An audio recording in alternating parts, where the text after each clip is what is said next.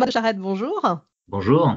Vous êtes Head of Decarbonation au sein de Lafarge France et vous allez intervenir à H2 Entreprises sur la table ronde qui est dédiée à la décarbonation de l'industrie. On sait que c'est un enjeu évidemment majeur dans ce domaine avec l'hydrogène qui peut apporter beaucoup. Mais avant de rentrer dans le vif du sujet, quelques mots quand même de Lafarge et surtout de ces enjeux de décarbonation qui sont évidemment majeurs pour vous. Oui, effectivement, pour notre industrie, la décarbonation est majeure. Comme dans les activités de Lafarge, il y a la production de ciment. Et le ciment est un émetteur de CO2, c'est indéniable. En revanche, il y a une caractéristique particulière à notre industrie, c'est que les 2/3 du CO2 qui sont émis lors du process sont ce qu'on appelle un CO2 inévitable, un CO2 de process. Et en fait, il est lié à la matière première qu'on utilise, qui est du calcaire. Et quand ce calcaire, on le fait rentrer dans notre process, il libère du CO2. Donc ce CO2, on se rend bien compte qu'il c'est pas un CO2 de combustion. Le CO2 de combustion, c'est 30% de nos émissions. En revanche, ce CO2 issu du calcaire, c'est 70% des émissions. Et donc là, on a un enjeu majeur. On est face à un CO2 de process dont les leviers sont effectivement plus complexes pour arriver à se décarboner. Alors évidemment, la décarbonation, c'est très vaste. Il y a beaucoup évidemment de solutions que vous mettez en place, mais là, on est là pour parler spécifiquement de l'hydrogène et ce qui est en lien avec l'hydrogène. Vous avez parlé de CO2, vous n'allez pas tout dévoiler évidemment, mais l'une des solutions envisagées, c'est le captage de CO2. Est-ce que vous pouvez nous en dire davantage sur les objectifs de Lafarge en la matière ? Oui, bien sûr, mais juste avant, je précise malgré tout qu'avant de parler de captage, bien sûr, il y a un certain nombre de leviers qu'on met en œuvre pour se décarboner. On joue sur l'efficacité énergétique, on joue sur les formulations, ce qu'on fait depuis déjà des années. Et le captage intervient vraiment en dernier recours pour aller chercher ce CO2 de process compliqué à éliminer par les leviers traditionnels. Et donc, effectivement, le captage, en un mot, effectivement, sans tout dévoiler, ça consiste à piéger le CO2 à la sortie du procédé de fabrication.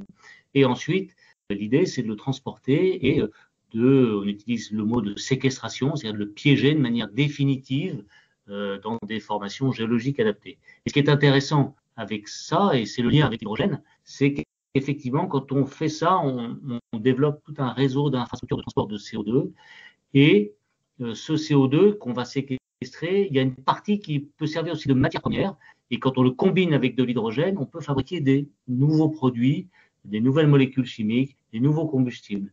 Donc en fait, la décarbonation de l'industrie du ciment, elle peut se coupler aussi avec le développement d'une nouvelle industrie grâce à l'hydrogène et à l'hydrogène renouvelable, bien évidemment. Alors pour le moment, vous en êtes encore, vous menez des études sur ce sujet, en particulier du captage de CO2, même s'il n'y a pas que ça, et on a bien compris en termes de décarbonation chez Lafarge. Oui, bien sûr, on mène des études puisqu'on est sur des projets qui sont sur le long terme, donc des projets comme le captage et toutes les solutions que je viens de décrire, la séquestration, la réutilisation. Ce sont des choses qui vont arriver à se mettre en œuvre d'ici 5, 6, 7 ans. Et il faut bien tout ce temps-là pour préparer, penser les solutions, les étudier et les financer pour être à maturité opérationnelle dans les années 2030. Et dans l'intervalle entre maintenant et les années 2030, on continue bien sûr sur tous les leviers que j'ai cités précédemment pour être le plus bas possible malgré tout en carbone au moment où on mettra en œuvre ces procédés de captage. Évidemment, vous allez en parler plus longuement sur la table ronde sur laquelle vous allez intervenir. Donc, je vais vous poser la dernière question qui est traditionnelle pour tous ceux qui répondent à ce podcast. C'est pourquoi, à vos yeux, Thomas Charette, c'est important de participer à cet événement H2 Entreprises ? Pour nous, c'est important d'y participer parce que d'abord, c'est toujours intéressant de découvrir des nouvelles technologies, des nouvelles entreprises et tout ce qui se fait autour de la décarbonation et de l'hydrogène en particulier. C'est évidemment un moment d'échange qui est unique et on saisit toujours ces opportunités d'échange parce qu'on croit aussi, et c'est le dernier point pour moi qui est fondamental, c'est que la décarbonation, on va réussir à l'obtenir grâce aux synergies industrielles que l'on va créer. L'enjeu de la décarbonation, c'est de maintenir l'industrie, bien sûr, en Europe et en France. C'est aussi de créer de nouvelles industries et ça ne fonctionnera que si il y a des vraies synergies, des vrais échanges entre les différents industriels, entre les différents secteurs industriels pour faire émerger des solutions compétitives. À la fin, l'enjeu, c'est d'arriver à décarboner de manière compétitive, d'où l'importance de participer typiquement à H2 Entreprises. Exactement, et c'est tout l'intérêt et l'objectif de cet événement organisé par l'Institut Origine et la plateforme verte, c'est vraiment des échanges entre pairs, des synergies, de la mutualisation, pouvoir s'écouter, pourquoi pas lancer des projets.